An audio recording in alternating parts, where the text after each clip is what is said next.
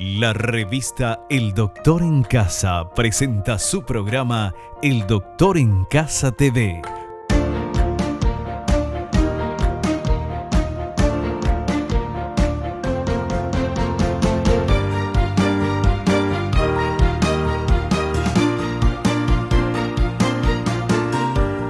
Con el patrocinio de Punto Pharma, tu salud y belleza.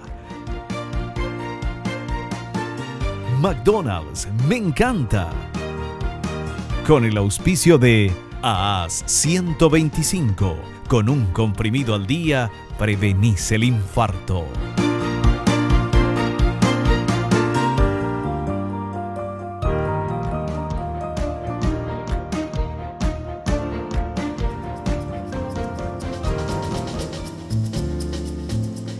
Hola, hola, hola, ¿cómo están todos? Muy, pero muy bienvenidos. Esto es El Doctor en Casa. Nosotros hoy vamos a hablar de apnea del sueño. Nuestro invitado es el doctor Luis Montaner, él es neumólogo, especialista en trastornos de sueño, past president de la Sociedad Paraguaya de Neumología. Y vamos a hablar de esto, de justamente qué es la apnea de sueño. La apnea de sueño es un trastorno común en donde la respiración se interrumpe o se hace muy superficial. Se estima que el síndrome de la apnea obstructiva del sueño afecta a entre un 2% y un 4% de la población adulta.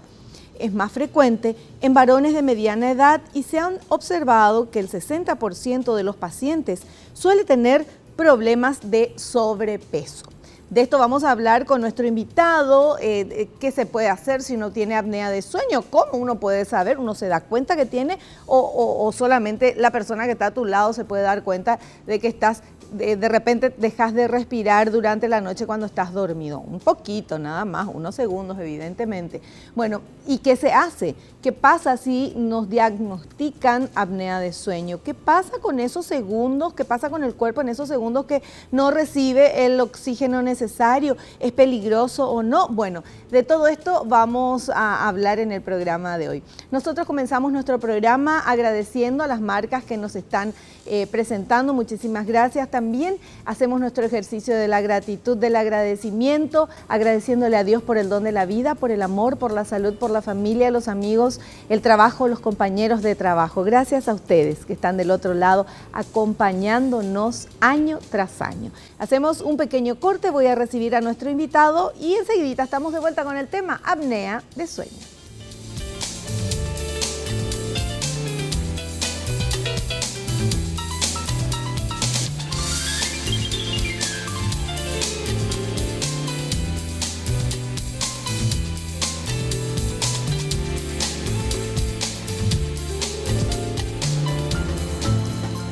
Ya estamos con nuestro invitado, el doctor Luis Montaner, él es neumólogo, le damos la bienvenida. ¿Qué tal, doctor? ¿Cómo está? Bienvenido al programa, ¿cómo anda? ¿Qué tal, Vivi? ¿Cómo estás? Un placer nuevamente estar en tu programa y con tu audiencia, encantado. Un placer recibirlo una vez más aquí, ya es amigo de la casa el doctor y siempre que viene nos explica muy pero muy bien el tema.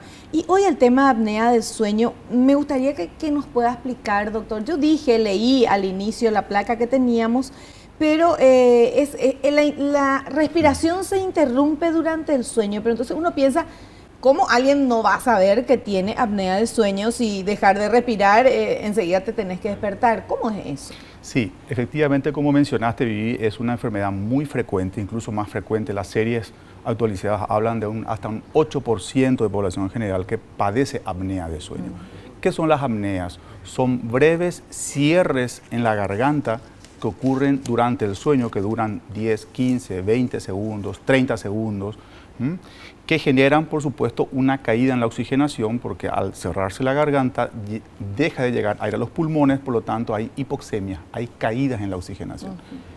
El organismo se defiende, porque eso es una emergencia, se defiende con microdespertares para volver a abrir esa garganta. ¿Qué es lo que ocurre? Efectivamente, como mencionaste, el paciente no se percata de que tiene apneas, ni siquiera se percata de que ronca, porque él está dormido. Claro. Es la pareja, es la señora generalmente la que observa estas pausas breves, algunas un poco más largas, y los ronquidos. El paciente refiere o cuenta síntomas de cansancio y de mucho sueño durante el día. ¿Por qué? Porque estas pausas van generando múltiples microdespertares que hacen que ese sueño sea muy malo en calidad. Aunque el paciente duerma las horas necesarias, 7 horas o 6 horas, él se levanta cansado por las mañanas y tiene somnolencia durante el resto del día. Con actividades, por ejemplo, estar leyendo, estar frente a la notebook, estar conduciendo, que es muy peligroso. Uy, qué peligro. Después del almuerzo, viajando. Es un paciente que se duerme muy fácilmente durante el día, tiene mucha somnolencia diurna. ¿Por qué? Porque tuvo un sueño de muy mala calidad a la noche, de muy mala calidad. Sí. Bueno, o sea, eso sería lo negativo el primer síntoma que uno podría ver una persona que dice, no, yo duermo las 7 horas, las 8 horas necesarias, pero no me concentro, estoy muy cansado. Exacto. Generalmente el paciente no se nos explica por qué durmiendo las horas suficientes se levanta cansado y tiene sueño durante el día. Primero atribuye, estoy con mayor estrés laboral, tengo algún problema familiar, pero finalmente es la pareja la que aporta el dato muy importante de que su marido hace breves pausas. Claro. Mi marido lleva la respiración por unos segundos, es el típico dicho en consultorio. Sí. Eso es una apnea obstructiva. En una persona que ronca y que lleva su respiración unos segundos, esa persona probablemente está haciendo apnea obstructiva y tiene que consultar y tiene que ser estudiado. Claro. Porque normalmente uno en el sueño, cuando está durmiendo, como que la respiración, se escucha la respiración de la persona que uno tiene al lado, ¿verdad? Claro. Y entonces va a un ritmo y de repente falta una respiración y después continúa. Así mismo, son silencios, silencios peligrosos durante lo cual ese paciente no está respirando y su oxígeno está cayendo a niveles peligrosos que luego veremos las complicaciones. Generalmente esto sucede en varones. Es mucho más frecuente en varones, la relación es de 3-1, pero también ocurre en mujeres en edades posmenopáusicas. Y la frecuencia casi le iguala al varón en edades posmenopáusicas. Pero siempre la sospecha inicial es, el perfil típico es un paciente varón, entre 35 a 60 años, es la máxima frecuencia de esta enfermedad, más en varones, con obesidad central, cuello corto, abdomen prominente, la pancita un poco prominente, que ronca y que está cansado durante todo el día. Ese es el perfil característico de la apnea del sueño. Pero ojo, podemos tener apneas desde edades pediátricas, desde chiquitos preescolares, podemos tener apnea en adolescentes, podemos tener apneas en la tercera edad. Realmente la apnea no respeta ninguna edad, pero es más frecuente en ese grupo que habíamos comentado, entre 35 a 60 años, varones. Ya. Bueno, pero si el marido ronca, la esposa tampoco duerme bien, también se levanta cansada aunque no tenga apnea de sueño. Esta es una enfermedad que afecta la calidad de sueño de los dos, del paciente sin que él se dé cuenta y de la señora, de la pareja, que está pendiente de las pausas, ¿verdad?, durante toda la noche. Tratamos la apnea, mejoramos la calidad de sueño del paciente y de la pareja. Ahora, doctor, ¿y si no hay pareja? ¿Y si el señor o la persona duerme solo? ¿Cómo se da cuenta que tiene, no se va a dar cuenta nunca que tiene apnea? Exacto, esa es una pregunta muy interesante. Eso dificulta o retrasa el diagnóstico. Las personas solteras o los que viven solos, no duermen acompañados, eso retrasa bastante porque ese paciente va a consultar después de muchos años por un cansancio crónico que no se explica, finalmente va a dar el dato de que ronca, o le han dicho alguna vez que ronca en algún campamento. Alguna vez durmió con alguien, alguna pobre, vez, ¿verdad? Porque vamos a darle el beneficio. Le habrán comentado que ronca, está muy cansado, duerme sus 7 horas, 6 horas y se levanta cansado y tiene sueño durante el día. Bueno, es una señal para sospechar inmediatamente, pero lógicamente, como bien dices, retrasa bastante el tratamiento de que esa persona duerma sola. Bueno. Después ya pescamos de que la persona, la pareja le avisó o algo así, se da cuenta de que está muy cansado y tiene apnea de sueño. Ahora, ¿qué hacer en ese caso, doctor? Es muy importante consultar con un especialista en trastornos respiratorios del sueño, donde se le someta a un cuestionario, unas preguntas específicas bien dirigidas a escala de somnolencia. Hay que investigar qué grado de somnolencia durante el día tiene ese paciente y muchas otras preguntas específicas como trastornos cognitivos. Hay que recordar que la apnea produce trastornos en la memoria, en la concentración, en el aprendizaje. Hay cambios, es un paciente muy irritable, muy irritable. Claro, un pirebaí, porque cuando no dormís lo suficiente, uno ya se levanta pirebaí. Así mismo, un paciente muy irritable en un gran porcentaje de Pirebaí para el satélite quiere decir mal humor, eso es guaraní. Así mismo, es un paciente muy irritable, como decía, y aparte en un porcentaje importante hacen síndrome depresivos, que no se explican el porqué, secundarios a la apnea del sueño. Esto es lo característico, el espectro clínico de la apnea del sueño. Y ya luego, si esto no se diagnostica a tiempo y no se trata, aparecen las complicaciones que iremos viendo más adelante. Perfecto. Bueno, nosotros tenemos justamente material preparado por nuestro equipo de producción que no para de trabajar, que habla de los síntomas y los signos característicos, atención, característicos de apnea de sueño. Vamos a atender porque a lo mejor dormimos solos y no sabemos que estamos con apnea de sueño. Vamos a ver.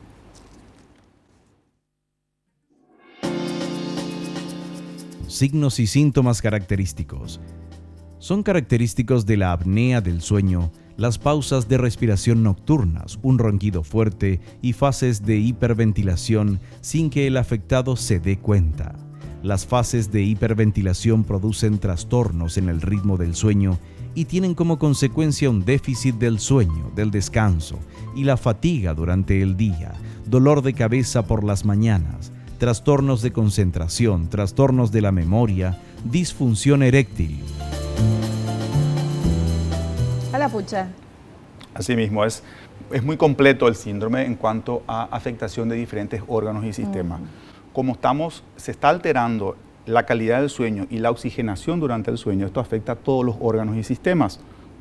La secreción de hormonas durante la noche, eso tiene que ver mucho con la pérdida del deseo sexual y la impotencia en el varón. Cambios neurocognitivos en la memoria y en el aprendizaje. Es un cerebro que no descansa, que tiene un sueño muy irregular y muy fragmentado durante la noche, por lo tanto es un cerebro que va perdiendo habilidades cognitivas. Eso es muy importante de entender. Luego, las complicaciones ya cardiovasculares durante el sueño, secundarias a las apneas. Por ejemplo, la aparición de arritmias, la aparición de trastornos en el ritmo cardíaco durante el sueño. Eso se produce por una caída en la oxigenación secundaria a las apneas. ¿Sí? La probabilidad de que ocurra un infarto durante el sueño, es decir, una isquemia coronaria, ¿verdad? Isquemia del corazón, y eso produzca angina de pecho o incluso infartos durante el sueño a nivel de miocardio, eso es muy riesgoso en apnéicos graves. Y la alteración de si hay un problema ya cardíaco de por sí, un paciente con una cardiopatía, eso empeora notablemente la función del ventrículo izquierdo, el poseer apnea y no tratarse. Si estamos en presencia, como bien lo decías, Vivi, de un paciente, un perfil típico, el paciente con sobrepeso, cuello corto, roncador, que está cansado todo el día, que se duerme en cualquier momento, ese paciente debe consultar y debe someterse a un estudio que debe confirmar el diagnóstico que se llama polisomnografía. ¿En qué consiste la polisomnografía? Consiste en el registro de diferentes variables neurofisiológicas, es decir, poder construir su arquitectura de sueño, ver qué tan profundo duerme esa persona, y por otro lado, verificar sus variables cardiorrespiratorias, cómo respira durante el sueño, cómo oxigena durante el sueño, para poder cuantificar cuántas pausas por hora está haciendo esa persona, ¿sí? Es decir, establecer un índice de apnea, hipopnea que confirme el diagnóstico y que me diga si tiene una apnea leve, moderada o grave, para poder pensar en un tratamiento. Claro. Ahora, doctor, usted dijo, y el material también nos decía que, bueno, la apnea de sueño es justamente el no respirar unos segundos. Así mismo. Que tiene que ver, la mayoría son varones de una edad media para arriba, y que tiene mucho que ver la fisionomía también, o sea, la gente con exceso de peso, ¿eso quiere decir la panza o puede ser exceso de peso? Le estoy preguntando porque cuando uno está embarazada, las mujeres, cuando estamos con el vientre muy grande, nos cuesta respirar y muchas veces hay que dormir medio sentados, ¿verdad? O sea, quiero saber si es un efecto mecánico de mucha panza o es gordura en general. Es sobre todo el tipo de obesidad masculina, que es la obesidad central. Ajá. Abdomen prominente, es decir, la panza y el cuello. En varones acumulamos grasa en estas regiones. En las mujeres se acumulan en caderas. Sí. Entonces hay una distribución diferente de los lípidos, de las grasas, según el sexo. En el varón se acumula en el cuello, en la porción interna del cuello, una porción que se llama orofaringe, que está por detrás de la lengua. Ese tubo se va estrechando por el acúmulo de grasa. Y aparte del factor sobrepeso, que es un factor importante, no tenemos que olvidar otros dos factores que son genéticos. ¿Cuáles son? La forma de la faringe, o anatomía faríngea, y la fisiología de los músculos faringeos, que también es un factor genético. Es decir, de fábrica traemos una predisposición en la garganta a que esa garganta colapse durante el sueño. Si a eso le sumamos el sobrepeso, que es un factor adquirido, lógicamente eso viene a empeorar la situación y ese paciente va a hacer apnea. Esto quiere decir que podemos tener síndrome de apnea obstructiva del sueño en pacientes delgados si ellos tuvieron genéticamente, trajeron una garganta anatómicamente predispuesta al colapso y una faringe con los músculos que disfuncionan. Ese paciente va a hacer apnea aunque tenga un peso normal. ¿Sí? Si ese paciente aumenta de peso, lógicamente su apnea va a ser mucho más grave. ¿Hay alguna vez que alguien se despierta así con apnea? ¿Que la apnea les despierta? Por supuesto, es muy frecuente, sobre todo cuando ya en apnéicos graves, ya llega al estadio de ahogos nocturnos. Ya no solamente hace pausas, sino hace pausas tan largas que se despierta en plena apnea, se despierta con la garganta cerrada, una sensación muy desagradable, muy desesperante para el paciente, que le obliga a levantarse de la cama, a abrir ventanas, a abrir puertas, porque se está ahogando en ese momento. Ya son los estadios más avanzados en pacientes con apneas graves. ¿Y la gente se puede ahogar de verdad por apnea? O sea, ¿se puede morir por no respirar cuando está durmiendo? Tenemos un sistema, nuestro organismo es tan perfecto que tiene un sistema de defensa tiene unos sensores que capta cuando el oxígeno está cayendo tanto, ¿verdad? Hace hipoxemia marcada y hace hipercapnia, retiene anhídrido carbónico, se liberan todas las alarmas internas y esto hace de que se genere un micro despertar. Se despierta el cerebro por unos segundos y eso hace que se active el tono muscular de la garganta y la garganta vuelve a abrir. ¡Ay, qué maravilla! ¿Sí? Pero eso sacrifica el sueño. Claro. ¿Sí? Eso sacrifica el sueño. Si el paciente tiene 200 apneas en una noche, tiene 200 microdespertares en una noche, por lo tanto es un sueño no reparador. ¿Y se puede tener tanta cantidad en una noche? Hay pacientes que tienen 500 apneas en una noche. Pero no duermen prácticamente nada. No descansan absolutamente nada. Duermen, nada. Pero no descansan. No descansan absolutamente nada. Ese paciente se levanta tan o más cansado a la mañana siguiente que antes de acostarse. Qué increíble. Bueno, lo que estamos aprendiendo con nuestro invitado en la tarde de hoy. Vamos a hacer un pequeño corte, a la vuelta continuamos con nuestro tema súper, pero súper interesante.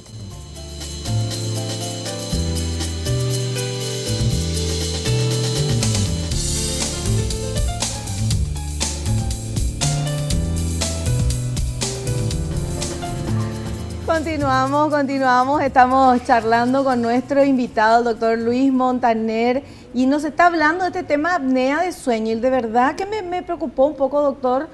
Creo que es un tema, no es un tema menor. Es una, no sé si es enfermedad, afección o cómo se le llama a la apnea. Recibe el nombre de síndrome porque es el conjunto de signos y síntomas relacionados a una causa, que en este caso es el cierre de la garganta por unos segundos, en forma repetitiva durante el sueño. Se llama síndrome. Pero es algo tipo, no sé, presión alta, que la gente no se da cuenta y no siente que está teniendo, o algún otro tipo de enfermedad que uno no se da cuenta y puede tener durante mucho tiempo. Y eso hace la calidad de vida de la persona disminuye absolutamente la calidad y es muy peligroso también dependiendo de qué haga uno en la vida, cuál sea su profesión, por ejemplo. Exactamente, así mismo como comentaste. Generalmente la consulta de estos pacientes es un poco tardía, lastimosamente, ¿verdad? Llevan años, ¿verdad?, no explicándose el por qué están cada vez más cansados. Y ellos duermen sus 6, 7 horas, se levantan cansados, están cada vez con más sueño, no se explican el por qué y finalmente llegan a consultar. Cuando hacen la primera consulta pasaron años, como he dicho, ¿verdad? Y lógicamente en algunos de los pacientes ya tenemos complicaciones secundarias a la apnea en el momento de la primera consulta, ¿verdad? Claro, encima es algo que te deja, o sea, una persona está cansada, no veíamos el material de los síntomas, ¿verdad? No puede prestar mucha atención. ¿Te imaginas si, no sé, tenés apnea y decís, bueno, salimos, tengo que manejar, o salimos de vacaciones, o me toca manejar durante toda la noche, o lo que sea, ya sin haber descansado bien por culpa de la apnea? Así mismo, es de muy alto riesgo en ciertas profesiones, sobre todo el ser un conductor profesional o particular, implica mucho riesgo y hay varios estudios que hablan de que un paciente con apnea que esté conduciendo tiene 2 a 7 veces mayor riesgo de accidentes de tráfico que una persona que no tiene apnea. Eso hizo de que en muchas legislaciones extranjeras, en varios países de la Unión Europea, en varios estados norteamericanos, ya se aplique o se investigue la apnea del sueño en el momento de la expedición del carnet de conducir o la renovación del carnet de conducir, de tal forma que si una persona tiene apnea, sea tratada oportunamente para poder conducir con seguridad. Claro, claro. Y ahora, y te imaginas los que trabajan de chofer, los choferes de los ómnibus que hacen estos viajes tan largos, llevando pasajeros o no llevando pasajeros, lo mismo, claro, ¿verdad? El peligro. Por supuesto, hay profesiones de muy alto riesgo. Un conductor profesional, un chofer de autobús de larga distancia, por ejemplo, es una profesión de muy alto riesgo para la apnea. Y se sabe por estudios de que justamente esa población de choferes de larga distancia tienen una prevalencia aún más alta de apnea. Hablábamos al principio del programa de un 8%, ellos pueden tener hasta un 28% apnea del sueño porque son todos varones con sobrepeso, ¿verdad? Y que tienen una actividad de estar quietos durante mucho tiempo, por lo tanto la apnea es mucho más frecuente en ellos, justamente en ese grupo de alto riesgo. Bueno, y si por ejemplo, no sé, el dueño de una de las empresas de transporte está viendo el programa, ¿qué puede hacer para tener la seguridad de que sus profesionales no tengan este problema y si lo tuvieran, el tratamiento, ¿verdad? ¿Hay alguna pruebita que se puede hacer? Es muy importante una consulta en donde se hace un cuestionario. Se hace un cuestionario básico de preguntas sencillas, investigando el grado de somnolencia, ¿verdad?, del paciente. Eso se completa en 5 minutos. Hay otras preguntas también específicas en el área cognitiva, ¿verdad?, acompañado de la toma de peso, la talla, se mide la circunferencia del cuello, que es un factor predictor muy importante, y con eso uno ya tiene una idea acabada si es un paciente de alto riesgo o de bajo riesgo para apnea. Si es de alto riesgo para apnea, se debe confirmar esa sospecha con el estudio llamado polisonografía, en donde en una noche sabemos exactamente cuál es su índice de apnea y confirmamos o descartamos el diagnóstico. De confirmarse el diagnóstico de apnea del sueño, tenemos que tratar. Un chofer profesional debe ser tratado inmediatamente porque implica muy alto riesgo para la salud, para la suya y para sus pasajeros, claro, por supuesto. Por supuesto. Bueno, tenemos otro material, por favor, que queremos compartir con todos ustedes. Factores de riesgo: obesidad. Si la zona del cuello presenta un exceso de grasa, se tiende a un estrechamiento de las vías respiratorias superiores en la garganta. Amígdalas o adenoides aumentadas de tamaño. Si su tamaño es superior a lo normal, pueden ocupar la vía respiratoria. Sexo masculino. Se ha visto que las apneas del sueño predominan en los varones. Edad. Tener 40 años o más predispone a este cuadro, ya que suele aparecer entre esa edad y los 70 años.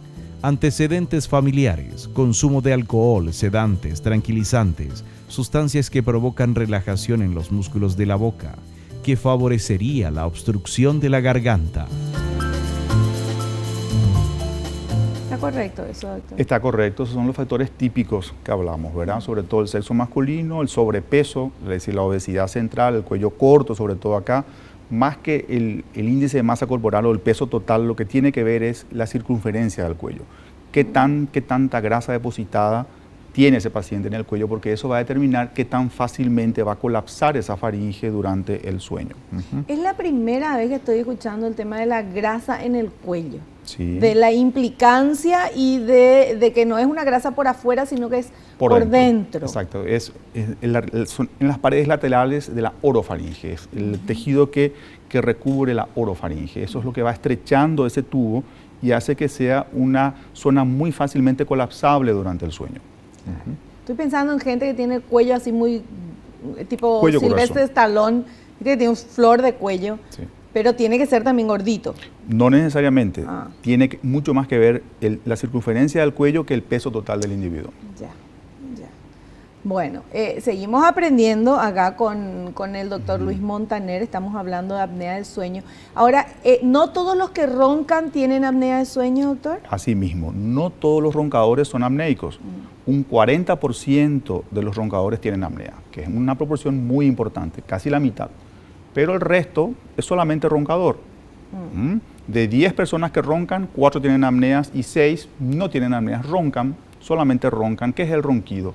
Es un sonido muy desagradable que se produce por la vibración de la campanilla, la úvula y el paladar blando en una vía aérea ligeramente estrecha, en donde no colapsa, hay siempre pasaje de aire, llega aire a los pulmones, pero se estrecha ligeramente el calibre de esa garganta, por lo tanto vibra el tejido blando y genera el ruido, el ronquido. Y con la boca abierta. Con la boca abierta, ¿verdad? Generalmente, Ajá. ¿verdad? Ese es el roncador puro o ronquido primario, ¿verdad? Pero el ser roncador, si ese paciente aumenta mucho de peso con los años, ya es un factor de riesgo para que en el futuro pueda hacer apneas. Por lo tanto, un roncador debe ser controlado en el tiempo, porque de ser roncador primario puede pasar fácilmente a ser un apneico leve con los años, sobre todo si no se cuida en medidas generales, es decir, el peso. Y el sonido al roncar, porque hay gente que ronca y ronca un ron, tipo un ronroneo. Claro. Y hay otros como Pedro Picapiedra, doctor, que es una cuestión de impresionante. Uno no entiende cómo puede dormir, cómo no se despierta a sí mismo. Claro, hay diferentes tonalidades, eso depende de cada estructura anatómica, eso varía de paciente a paciente, ¿verdad? Qué tan grueso tiene la úvula, el paladar blando, los pilares amigdalinos, toda esa estructura, ¿verdad?, que hace de caja de resonancia, ¿verdad?, para la vibración de la úvula y paladar blando. Claro. Bueno, y veíamos en las imágenes unas fotos de gente que dormía con un aparatito. ¿Eso qué es? Sí, una vez que hacemos el diagnóstico, confirmamos apnea obstructiva del sueño, esa misma noche en el laboratorio de sueño se le titula CPAP. ¿Qué es el CPAP? Es el tratamiento que aplicamos a los pacientes con apneas obstructivas del sueño. El CPAP es un pequeño aparato eléctrico, un dispositivo eléctrico que se coloca en la mesita de luz, que toma el aire del dormitorio y le envía al paciente a una suave presión positiva, a través de una mascarilla que puede ser nasal, que puede ser buconasal. Hay actualmente cánulas nasales que también son opciones para que llegue la presión de aire. ¿Y qué se logra con eso? Se logra estabilizar esa parte de la garganta, se impide el colapso intermitente, que son las apneas, y se impiden los ronquidos. Es decir, se corrigen las apneas, las hipopneas y los ronquidos con ese tratamiento que se aplica solamente durante el sueño. Es decir, el paciente usa su CPAP, que es presión positiva continua en vía aérea superior, son unas siglas, Sí. durante el sueño. Son equipos portátiles, se puede viajar, llevar a cualquier sitio y siempre dormir con su CPAP durante el sueño. ¿Pero esto es para los que tienen apnea o también para los que roncan? Es una opción, para el ronquido puro, Sí. sin apnea, hay diferentes opciones. Hay cirugías de ronquido que hacen los... Mira, ese es un tema interesante para un próximo programa. Sí, que hacen... ¿Cuántas señoras, cuántas mujeres nos van a agradecer si podemos descubrir qué hacer con esos ronquidos del marido? Claro, hay cirugías de ronquido que hacen los colegas otorrinolaringólogos, Sí. cirugía de ronquido, si es un roncador puro, Sí. se ha descartado la apnea, ¿verdad? Y también la opción del CPAP es una opción a tener en cuenta si en caso de que el paciente no opte por la cirugía, ¿verdad? Pero el CPAP, que es este aparatito, está prácticamente preparado para el tema apnea. Está preparado para el tema de apnea, lo que pasa es que también colateralmente Claro. corrige el ronquido, Claro. corrige ambas cosas, ronquido y apneas. Otra opción también en los roncadores puros Sí. o apnéicos leves es la utilización de unos dispositivos orales que colocan los ortodoncistas, son dispositivos de avance mandibular, que es una opción que está surgiendo últimamente, mira. interesante, pero solamente para los roncadores o apnéicos leves. Claro. Ujú. Y sí, porque cuando la señora que está viendo el programa sabe, si el marido ronca, tiene ganas de cualquier cosa ponerle en la boca, y con tal de que deje de roncar y uno pueda dormir tranquilo, ¿verdad que sí? Bueno, vamos a hacer un pequeño corte, a la vuelta continuamos hablando. Nuestro tema es apnea de sueño. Volvemos enseguida.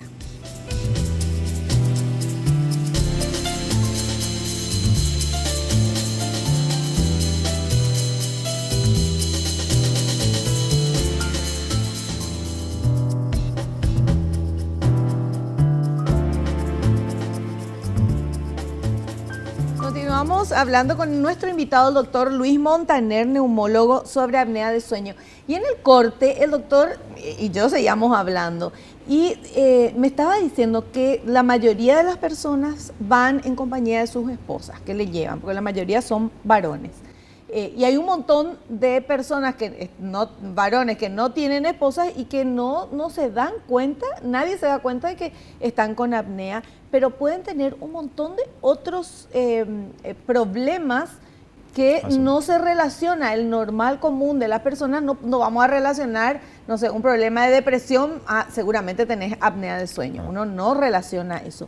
Hay muchos problemas que podrían surgir de la apnea, doctor. Así mismo, generalmente son consultas, cuando viene un paciente a la consulta por sospecha de apnea del sueño, ese paciente ya pasó por múltiples consultas previas con otros colegas, buscando una solución generalmente, y tratando de explicarse por qué está cada vez más cansado, por qué está deprimido, por qué tiene una disfunción eréctil o una disfunción sexual. Pasó por varios otros colegas especialistas, hasta que finalmente surge la pregunta, si él ronca, y surge la pregunta a la pareja, si su marido hace pausas respiratorias durante el sueño. Y eso orienta rápidamente a un diagnóstico de apnea del sueño. El paciente, como dijimos en el bloque anterior, con apnea no tratada, que lleva años con apnea, hacen cuadros depresivos severos, un 50% de ellos hacen síndrome depresivo, un gran porcentaje de ellos hacen disfunción sexual, impotencia o disminución del deseo sexual en varones. Un gran porcentaje de ellos, un 60%, son hipertensos y si tienen presión alta durante el día, y es una presión alta de difícil control. El paciente con apnea no tratada es un paciente que está tomando 3 o 4 medicamentos para la presión alta y sigue con presión alta a pesar de esa medicación. ¿Por qué? Porque no se trata la causa de la hipertensión, que en este caso es la apnea del sueño. Una vez diagnosticada y tratada esa apnea del sueño, esa hipertensión se va controlando mucho mejor y se van retirando fármacos.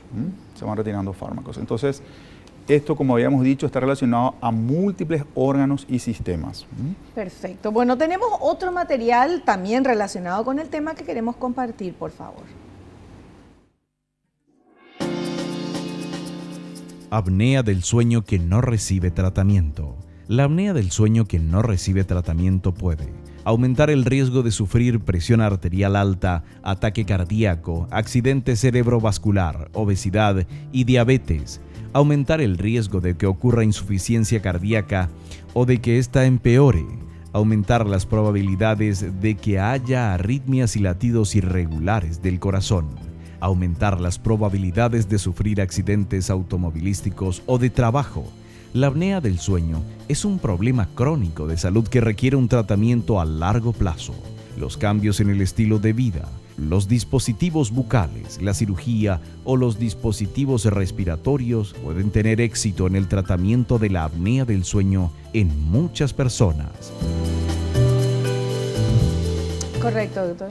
Asimismo, justamente estas complicaciones que acabamos de escuchar, las complicaciones cardiovasculares, presión alta, arritmias, insuficiencia cardíaca, cardiopatía isquémica, es decir, angina de pecho, infartos, accidentes cerebrovasculares, son las 5 grandes complicaciones cardiovasculares que le dieron mucho ímpetu a la apnea del sueño. Es decir, el cardiólogo hoy en día y el clínico general está muy pendiente a la posibilidad de apnea. ¿Por qué? Porque él sabe las complicaciones que podría tener su paciente a futuro.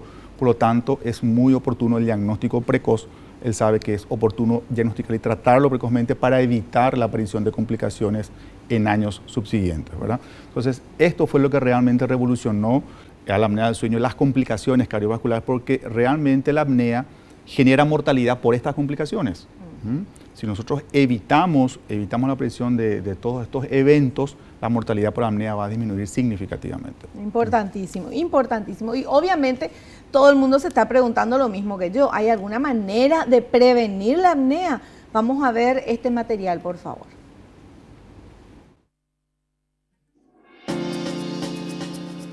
Prevención. Más del 80% de los afectados por la apnea del sueño sufre sobrepeso y por este motivo, una de las primeras medidas contra la apnea es favorecer la pérdida de peso, evitar el consumo excesivo de alcohol, la nicotina y las comidas copiosas justo antes de ir a dormir. Puede tener efectos positivos para conseguir un sueño reparador y evitar los síntomas de la apnea del sueño. También es aconsejable tener horarios de sueño regulares y dormir en posición lateral.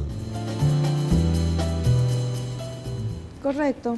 Asimismo, es muy importante, como hablamos en bloques anteriores, el sobrepeso, aunque no es el único factor. Tenemos que remarcar eso de que una persona no hace apnea solamente porque está con sobrepeso, sino porque tiene ya una conformación anatómica de la garganta, es una forma de su garganta que le predispone al colapso y un funcionamiento inadecuado de los músculos faringeos. Pero lógicamente el sobrepeso viene a empeorar notablemente esas dos condiciones ya preexistentes, por lo tanto hay que cuidar el peso siempre. Siempre que haya sospecha de apnea en la familia, porque esto también, la forma y la función de los músculos faringeos se hereda.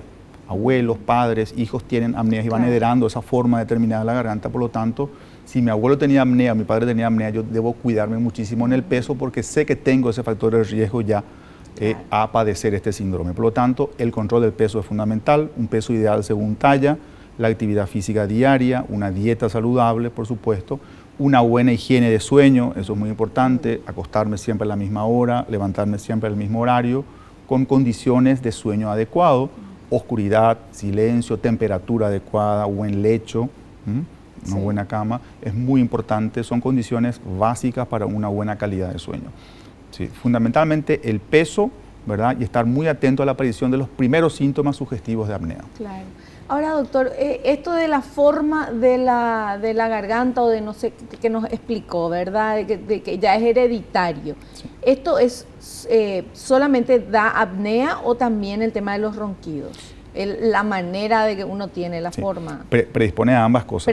Predispone a ambas cosas, porque la anatomía de la orofaringe incluye lo que es el paladar blando, la úvula, toda esa región faríngea, incluye, por supuesto, es lo que se hereda en esa estructura anatómica. Ya, perfecto. Bueno, mucha gente tiene consultas y vamos a ver quién está ahí. Estamos en redes sociales. A ver. Pablo de Areguá dice, ¿es recomendable que las personas que tienen apnea de sueño duerman con aire acondicionado, ventilador o ventana abierta? Ya, la apnea del sueño es independiente de la temperatura ambiental porque es un problema de colapso en la garganta. Independientemente de la temperatura en el ambiente, esa garganta va a cerrar si está predispuesto al cierre por unos segundos. Pero, lógicamente, para todos, al que tenga o no tenga apnea, es importante, como acabamos de decir, una temperatura templada, una temperatura agradable durante el sueño. Pero para la apnea específicamente la temperatura no tiene mucho que ver. Y la temperatura fría, porque hay mucha gente que ya está, vive con aire acondicionado y se tapa nomás con mucha, ¿verdad? Y da gusto así, el frío afuera y uno bien, ¿eso hace bien o mal o no tiene nada que ver? Crea muchos cambios a nivel de los senos paranasales, de la vía aérea superior, trae muchos cambios y eso predispone a infecciones frecuentes a repetición, a cuadros alérgicos, rinofaringeos, a repetición. Hay que tener cuidado con eso. Lo ideal es una temperatura templada, agradable, pero templada. Templado, agradable. Estamos hablando de 20 grados, 21 grados, no llegar a los 16, a los 17 grados, eso ya realmente implica muchos cambios. Perfecto. Tenemos otra consulta. A ver, por favor. Sonia de Itá dice, ¿las apneas pueden ser peligrosas para personas con hipertensión? Sí, efectivamente. El tener hipertensión y aparte tener apnea del sueño implica de que esa hipertensión va a ser muy mal controlada, de difícil manejo para el clínico. Esa hipertensión va a ir empeorando con los años si no tratamos la apnea. Tenemos que tratar la apnea obstructiva para que esa hipertensión vaya mejorando con fármacos. ¿Por qué, doctor? ¿Qué tiene que ver el no dormir?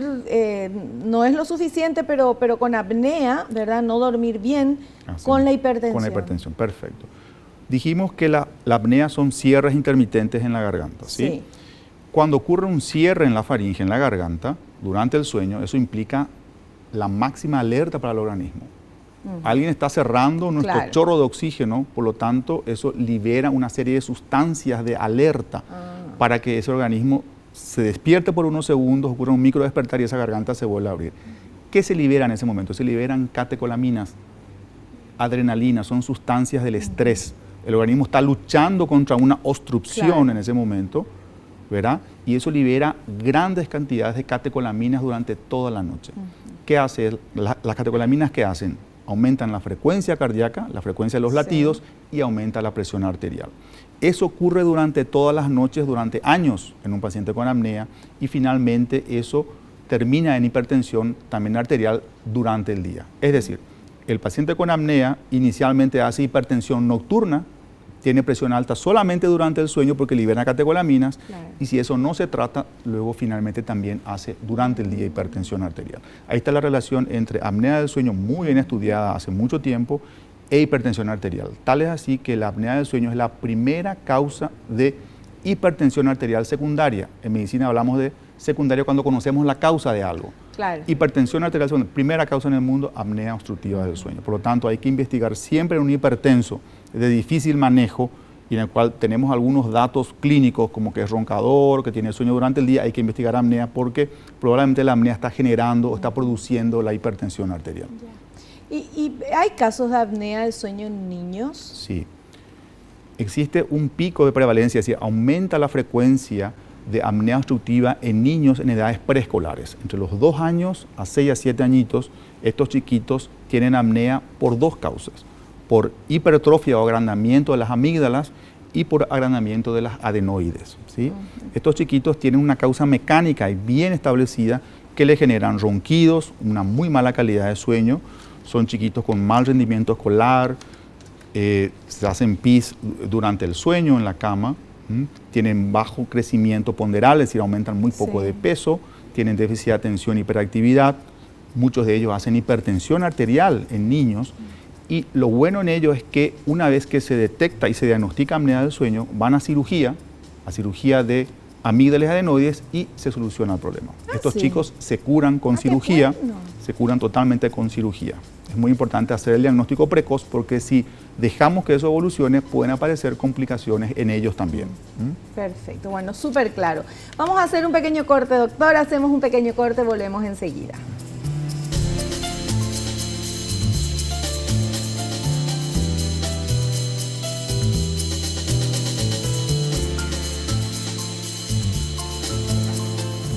Bueno, estamos ya en la parte final de nuestro programa con el doctor Luis Montaner, neumólogo, que nos estuvo hablando y nos estuvo explicando también todo esto de la apnea de sueño. Me gustaría, doctor, en estos minutos finales del programa que usted pueda dar alguna recomendación o síntesis de lo que estuvimos hablando. Sí, fundamentalmente que es muy fácil de sospechar este síndrome, esa es la ventaja, ¿verdad?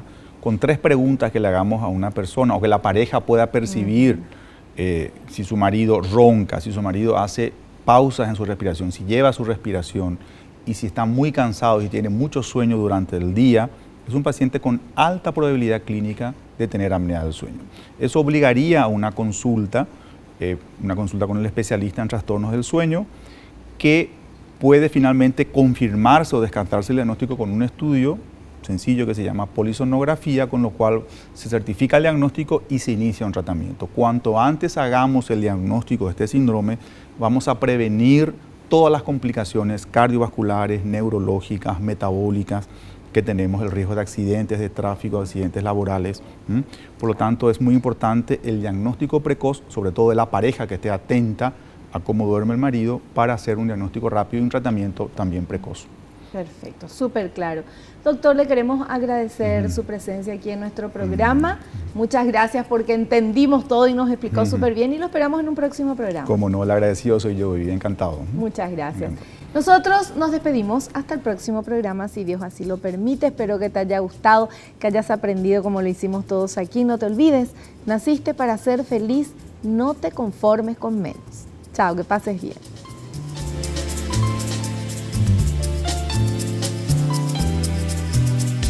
La revista El Doctor en Casa presentó su programa El Doctor en Casa TV con el patrocinio de Punto Pharma, tu salud y belleza. McDonald's, me encanta. Con el auspicio de AAS 125, con un comprimido al día prevenís el infarto.